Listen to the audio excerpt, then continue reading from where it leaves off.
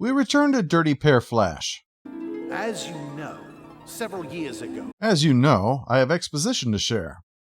Suffice to say, there was an attempt to restore the interstellar communications network back to its glory days, which was previously damaged in what history calls the Great Whoopsie. Bad economic mojo happened and the project was frozen. The plan that I submitted for the completion of the Siren Project was exceedingly generous. All my yes men affirmed that, yes. There's some disagreement on how this will work. Not to worry. My plan is flawlessly perfect. And perfectly flawless. Through his plan, they'll gain control of all lines of communication, and thus, manipulation of economics and control of intelligence information. The entire universe will belong to Lucifer. I'm hoping that's an organization, but the plan is evil enough that you might be working for the Lord of all Worms. Phase 3 of his plan is about to begin. Eliminate all those who oppose Lucifer. I gotta say, this is a packed 2 minutes. This is concentrated evil, like you need to mix with water before serving. Meanwhile, Kay and Yuri have a bodyguarding job, but there are explosions in the distance from the Civil War. But there are bigger problems right now, like getting shot in the head. Well, there's no way that two different people are getting headshotted simultaneously unless it's deliberate. But who could have done it? After the titles...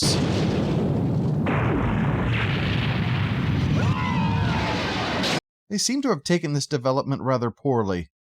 Oh no, wait, they just really suck at trying to use this in a chase role. For the good of the human race, they finally put down, catching the car they've been chasing in the process, except the driver escaped. They go tracking her through the grass. Kay is especially peeved over assassinating the guys that she was supposed to keep unassassinated. We discover it's a woman with purplish hair, one skilled at dodging Kay's gunfire and Yuri's blade work. And she's got a bionic arm, too. She shoots the heads off 2 flowers that are flanking Kay to demonstrate that she's only leaving them alive because she chooses to. That or because the flowers are going to talk. With the broken moon, I am not going to jump to conclusions.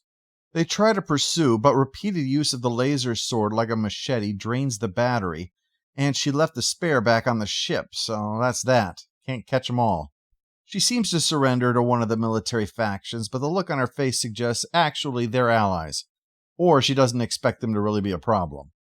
Kay's really steamed over this, and Yuri complains about that to the chief, who believes the news report that the killer was executed by the MPs for the assassination.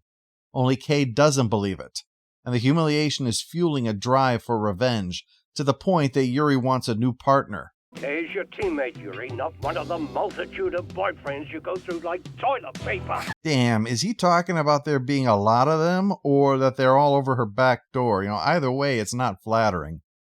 Yuri complains they need to get their ship fixed to get out of here, but the mechanic says that they can't work any faster. No matter how much Kay keeps using their tools to fiddle with her gun. The computer believes this assassination was part of a larger campaign of killing against people who all have GCN somewhere in their files. Well, except for the ones who don't. But it's writing them off as intentional red herrings to make them not see the pattern. None of that is a joke. Gotta give this show credit. They predicted AI hallucination pretty well. Well, funny enough, the computer is to some degree right. The victim was being brought in because he had information to share about GCN.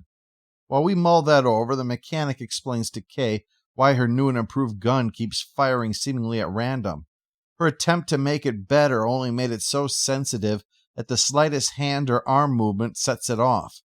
The only one who could possibly use this was Iris, one of the lovely angels that Kay and Yuri are now on. So that's rubbing it in. Meanwhile, the assassin is watching the Mirage, some kind of new robotic turret on legs, that GCN has made for one of the 2 factions in the Civil War. What they don't know is that Kay is here looking to even the score, using some decoys to avoid the auto turrets, but not able to avoid the guards, who drive her away.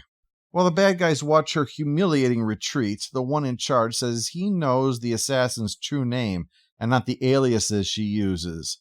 Lady Flair, which I can't help but think is probably also an alias, not unless she's some descendant of a professional wrestler. Yuri and Kay are arguing about this obsession, but Kay points out that the only explanation is that somehow the assassin turned the sentries against the troops it was supposed to be protecting so she could slip in, and that would require collaborators. And to make the point clear, Pride's not important! after their public fight, to the embarrassment of Lady Flair, no one likes a nemesis that's a laughingstock, the mechanic explains to Yuri about the fall of Iris and Molly, the previous lovely angels. Molly was lost during the riots and Iris disappeared, unable to go on without her partner. The point, he says, is that partners don't have to like each other to need each other. So Yuri rides out to try to patch things up with Kay, but Kay's still pissed off and wants nothing to do with her. She wants to take down the assassin. Only Lady Flair is joining these guys heading into space, so the pair are going to have to try to catch up. Why can't we ever do things the easy way? Ah! Ah! I told you to stop dragging your... But Kay! It's always great to see professionals practice their craft.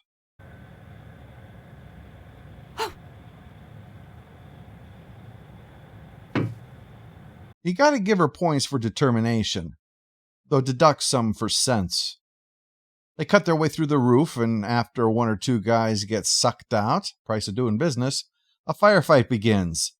Even with the improvements, Kay still can't tag Lady Flair, though she does manage to hit the controls, and you will not go to space today. But that's not enough, and Lady Flair's almost ready to put her down. She's only saved from the double tap by the Mirages shooting the ship first. They make it down together in a complicated way, but Kay is obsessed to the point of madness. Even when dodging heavy fires, she's still trying to catch Lady Flair. All she does is get the lovely angels surrounded by death robots. Well, only one thing to do now.